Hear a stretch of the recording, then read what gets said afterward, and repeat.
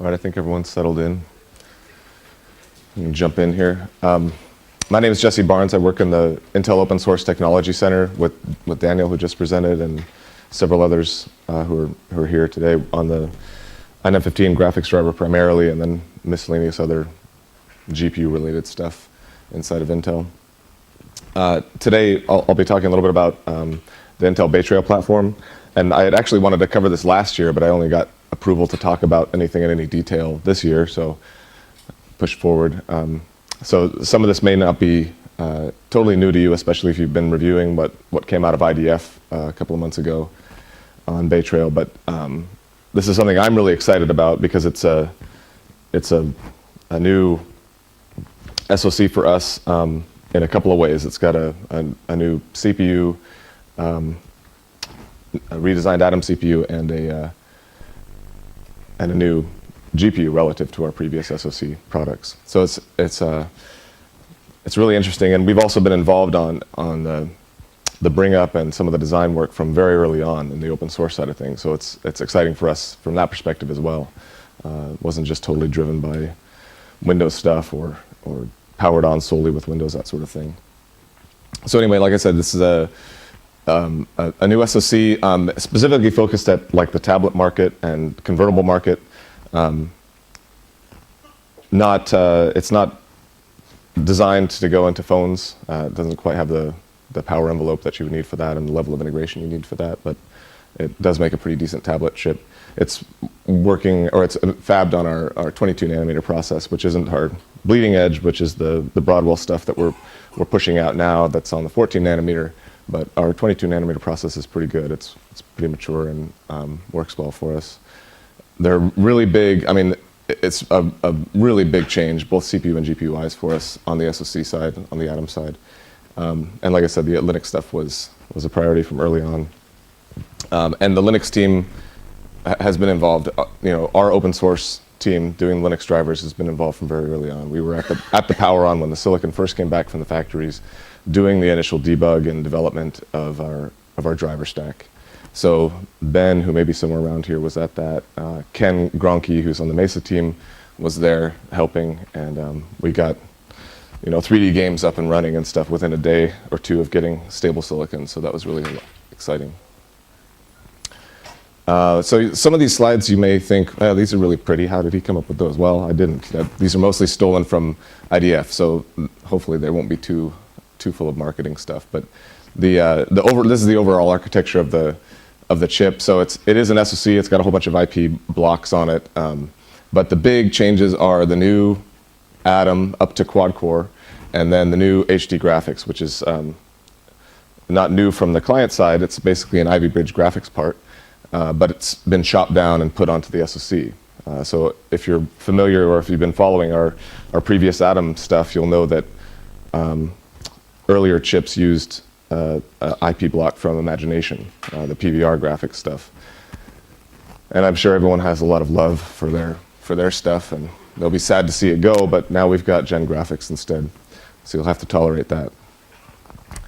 And then, it's got kind of similar feature set to what you'd see on a client part. There's the CPU and graphics power sharing, and, the same sort of ISA extensions for security and virtualization. That sort of thing is all present. So it's, it looks like a regular client CPU, and it actually has a similar speed. So like I said, these are kind of the key changes. So the big one on the CPU side is going to the Silvermont architecture, which I'll talk about in a second, and then the graphics side going from the SGX, running at a lower frequency to the Gen graphics running at a higher frequency. And of course, it's a totally different rendering model too. It's not a deferred tile-based rendering. It's immediate. Resolution's increased, and in fact, we go up on the Linux driver. We go up higher than 25 by 16, thanks to the mode setting architecture stuff that Daniel was talking about. We're able to change the display clock, the core display clock at runtime, if we need to bump up to an even higher resolution. Memory bandwidth is dramatically increased. So on some of these SKUs, like on the convertible tablets and notebooks, you get like regular PC style memory bandwidth, which is really great. And we went up to new USB as well. So that's also important, so you don't have to wait forever for your multi-gigabyte USB stuff. Overall, This is what the kind of basic block diagram looks like, and this is a bit different than what you would see on a client platform. It doesn't have like a QPI bus. It's a custom ring fabric that we use on the Atom side, just within the SoC. One of the big differences that we have relative to the client parts, at least since Sandy Bridge, we've had the GPU is able to share in a cache coherent way the last level cache on the CPU, and so they're both. The GPU and the CPU are integrated on the same die, and they can share the last level cache. On here, they're integrated on the same die, but we do not have that cache sharing. So each of those dual core chunks of IP has their own shared cache, but it's independent of the graphics. So that makes for quite a different set of performance characteristics. So if you're tuning for performance on this part versus, say, an Ivy Bridge laptop, you're going to see very different things because of that lack of cache sharing. So you have to be careful about how you map and read back memory, and also how you set up your rendering and things like that. And it has it has the Intel HD graphics plus the quick sync stuff that you would see on the client side, so it can do the regular video decode and encode you would see in the client space. And in addition to that, we've got a VP8 decode engine on these parts that's available and used in some cases.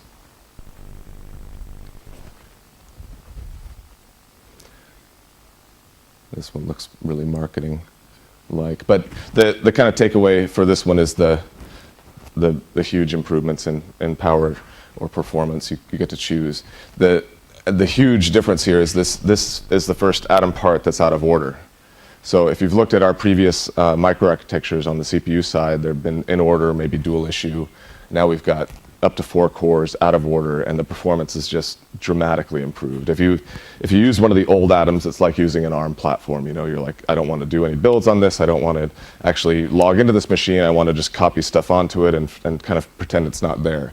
This guy, you can log into it, and it's like using a Core 2 Duo laptop from a couple years ago. I mean, it's like reasonable speed. You don't want to stab your eyes out when you're using it. So it's a huge, huge improvement from that point of view. And it's got the new architecture extension. So it's a reasonable CPU to deal with in terms of having the feature set you're used to. And there's all the fab stuff if you're interested in the 3D gates. So this is some of the benchmarks we've done comparing the new Atom CPU side to some of the competition. Like I said, the other guys, these are fast ARM CPUs, but they're still terrible, right? I mean, sorry if there are any ARM folks in here, but I can't. I used Atom, and like even our old generation Atom was pretty competitive. Like it actually beat out some of the ARMs. And in using it, I'm like, I don't understand how the ARM guys even survive. Like this is a terrible thing to use. I don't want to use this platform. This new one is like, it's significantly faster. So you can see, I mean, these are spec in. So this is like what, this is your kern bench basically, right? And it's way, way faster. And the power consumption is also lower. Some of these guys, I don't know if this is actually ISO power, but you can see at least the clock rate.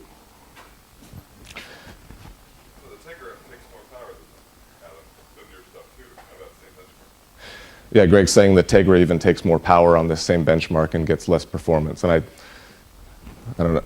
There's legal disclaimers at the end that I don't know what I'm talking about. So, yeah, I'll just agree with that.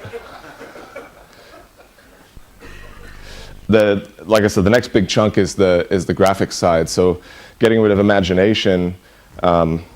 Imagination is, for their faults, they're tuned to work in the mobile space and tend to be fairly power efficient and can achieve high performance. I mean, if you look at the latest iPad Airs, they've done pretty amazing things with that architecture. It's proven. I don't like to work on it because it's a closed source driver stack. It has a different architecture than what we have, and I'm more used to ours. So I'm really happy about this change because we have a fully open source stack. But that's mostly a personal preference. From an Intel perspective, I think we have an opportunity here to really prove this architecture out in a lower power envelope, and I think we're doing that in BayTrail. So like, you can see that it's only got 4 EUs. Like it's a pretty simple chop down from the client side Ivy Bridge, So the performance is kind of scaled down to what you'd expect, minus the LLC sharing that I already talked about. And all I can say is, in terms of the future, is just keep your eye on this space. It's going to get pretty interesting this year and next year.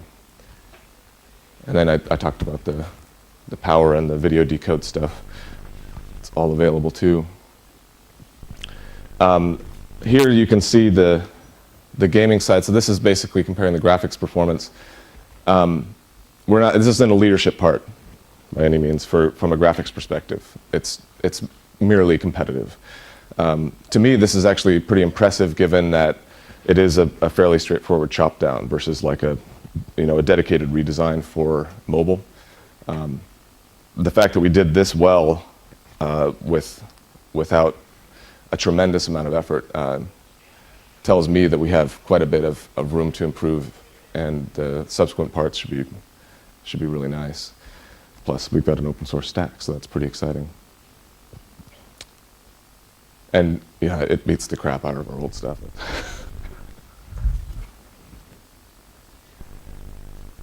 I don't know if there are any media folks in here. There's so many acronyms and different codecs.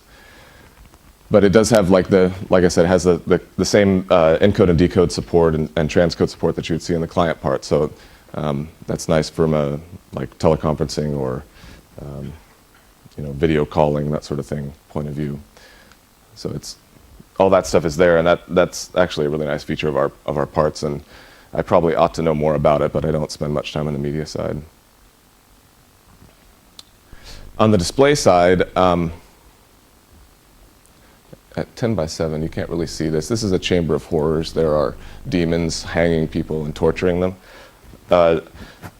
On the display side, the pipe stuff and the register block on the display mostly matches what you would see on the client side.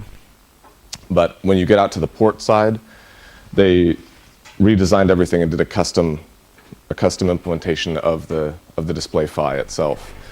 That's the chamber of horrors, and it's been a thorn in our side. I think the hardware guys really take pleasure in torturing us. It's just a totally different programming model. We have a very low-level access to all of the PHY characteristics and all of the filtering and things that get applied on the DAC for the PHY. So that's been a challenge to get right across a variety of configurations. But on the plus side, we've got MIPI here, we've got 4 by lanes display port, and we can actually go up past 25 by 16, which was mentioned earlier. I think we're at like 38 by 18 or something like that. So it's not a bad display part either, and it's relatively low power. We have some power gating features that we can do, like when the pipes go off, we can actually power gate the whole display engine, like we do on the graphics side or on the render side. When the GT's idle, we can power gate that. So we have that support on the display side now too, which is really nice. So the low level aspect of it is a pain, but we mostly have it under control now. So this is what we're shooting for. This is like a display on idle case, where you're just looking at your screen, but you're not doing anything. Or maybe you're rendering a little bit. You can see the graphics is lit up. But what we're shooting for on Linux is this.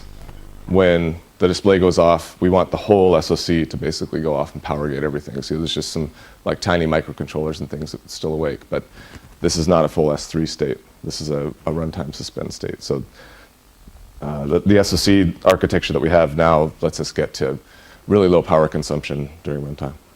Are you going to do S3 because you can do that? Greg asks, are we going to bother with S3 because we can do runtime suspend? Yeah, S3 in some cases can still save you a little bit more than a full runtime suspend case, so we'll support both S3 and runtime suspend all over the place.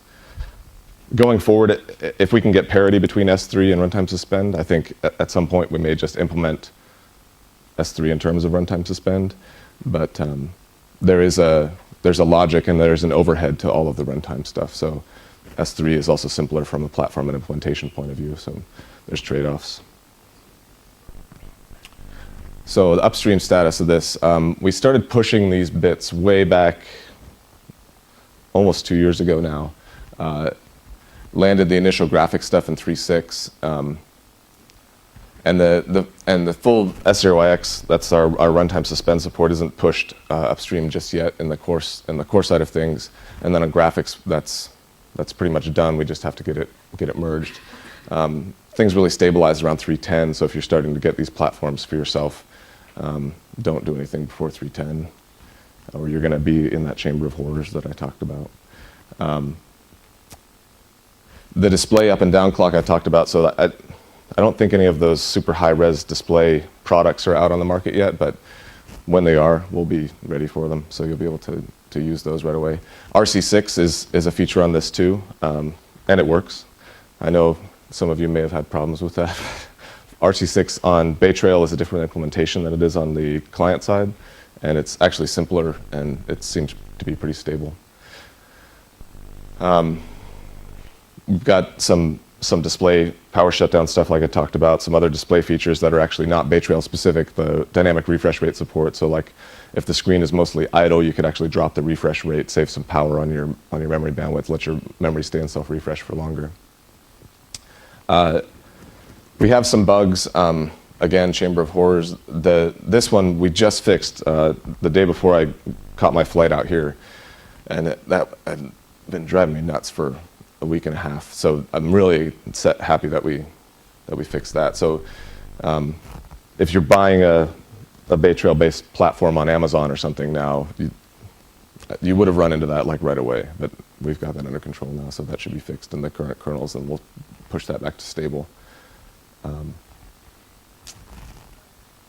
And then there's some other issues, like Alan Cox got this T100 machine with a BayTrail a tablet SKU in it, and it had it's actually a MIPI based panel on his machine, but it showed up as a VGA for some reason, and as he was trying to configure it, he's like, oh, I can get it to work if I program the VGA to do this, and it just so happened that he was programming the VGA in such a way that we were driving both VGA and MIPI with the same timings, and the display happened to work. So there are still some things we have to work out on the MIPI side. We haven't tested it tremendously, just in upstream Linux. We have it on our Android trees, but so we'll see some improvements there. On the Mesa side, it's been in for a long time, since Mesa 9.2, and even before, I think. There's a lot of performance headroom here. Like the performance for some things is actually looking pretty good, but for other things we're like at half the speed that we could be. So the Mesa team's just kind of continually improving performance there. Ian is probably not here since we were out last night until about 6:30 a.m. But you can ask him later when he shows up. On the media side, it's been supported in libva as of the 1.2.1 release. The VP8 stuff is in progress. The way that the VP8 bits are integrated, it shares some logic in terms of power gating and interrupt support with the i915 IP block. So there are some i915 changes required, and then there's a bunch of a driver in our Android tree that's published in open source, but it's not integrated upstream. And I don't know if the people we have working on it are actually going to push it upstream or not. It might land in staging at some point, but it's pretty ugly still, so we're working on that. There are a few platforms out there now, mostly Windows stuff. I keep refreshing on Amazon until because I want to see the Android tablets come out, but I think those will be coming in the next couple of months. Or if you go to Shenzhen, China, you can have them build you one right now. That's been another kind of issue, but people building weird configurations and saying, hey, it doesn't work. And if you're looking for the SKUs, I just included them here. You can also jump on Wikipedia; those are all there. But if you're on Newegg or something and you want to look, there's a new NUC, the next unit of computing. It's kind of a side project for Intel. Nice little tiny form factor device, but there's one with BayTrail in it now. There's a new one with Haswell and a new one with BayTrail, and so both of those are really nice platforms for a tiny device like that. And the BayTrail one hopefully is fanless. so that's a fun way to get your feet wet with BayTrail if you want. And then there's new stuff coming, so just keep looking. Okay, legal disclaimer. Anything I said you can't hold against me because I'm a fool. Yeah, so any questions?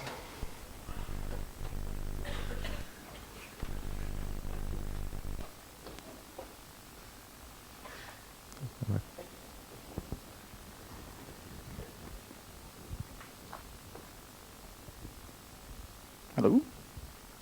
I can hear you. So you're going to be, on the Mesa side of the graphics, you fully support OpenGL ES 3.0, and when you bring this over to Android, you're obviously going to be supporting it there as well. Will you be bringing desktop OpenGL to the Android side while being able to create it with an EGL context?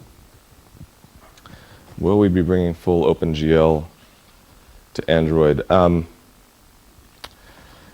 That's not something that we're going to stop people from doing. I don't think Google has any plans to expose the full GL API through their framework, which is really what would be required. But if you want to take build Cyanogen with Mesa and enable full GL in your build and then do NDK stuff, that's definitely doable, I would think. On Android, there's like some additional complexity because they've got a GL wrapper library to kind of unify the feature set. But yeah, it's something that you could definitely do if you wanted to. I guess Ian's still not here, but he would be a good one to ask about that too. Any other questions? No? Cool. Well, I'm glad I got to brag about this. I've been excited about this platform, and I'm glad it's finally out there. Thanks.